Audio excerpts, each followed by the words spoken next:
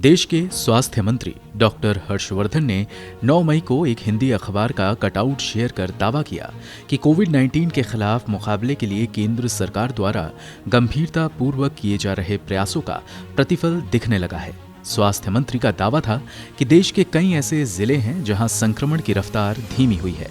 उन्होंने अपने ट्वीट में कहा कि 180 जिलों में 7 दिन से कोई नया केस नहीं आया है, 54 जिलों में 21 दिन से कोई नया केस नहीं आया और 18 जिलों में 14 दिन से एक भी नया केस नहीं आया।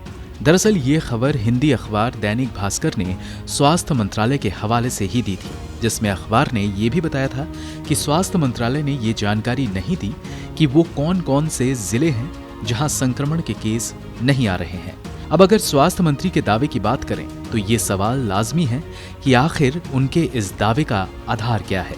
गौर करने वाली बात है कि देश में जिस हिसाब से कोरोना संक्रमण के मामले बढ़ रहे हैं उस हिसाब से टेस्टिंग ही नहीं हो रही है।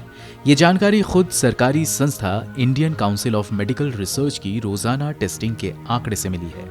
स्वास्थ्य मंत्री ने जिस दिन संक्रमण की रफ्तार कम होने का दावा किया है उस दिन देश भर में महज 14.7 लाख सैंपल की जांच की गई थी, जबकि एक्सपर्ट बताते हैं कि किसी भी संक्रामक बीमारी से लड़ने के लिए एकमात्र रामबाण है टेस्टिंग, जिसमें लगातार उतार चढ़ाव देखने को मिल रहा है।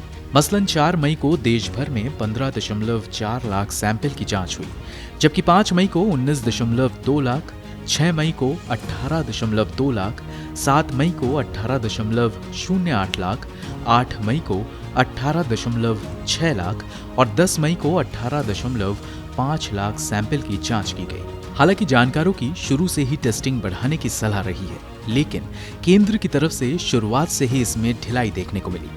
इस दौरान अगर देश भर में संक्रमण के मामले देखें तो इसमें भी उतार चढ़ाव देखने को मिल रही है। स्वास्थ्य मंत्रालय के आंकड़ों के मुताबिक 10 मई को संक्रमण के 3.66 लाख मामले दर्ज किए गए थे। इसी तरह 6 मई से 9 मई के बीच लगातार 4 दिनों तक 4 लाख से ज्यादा नए केस सामने आए।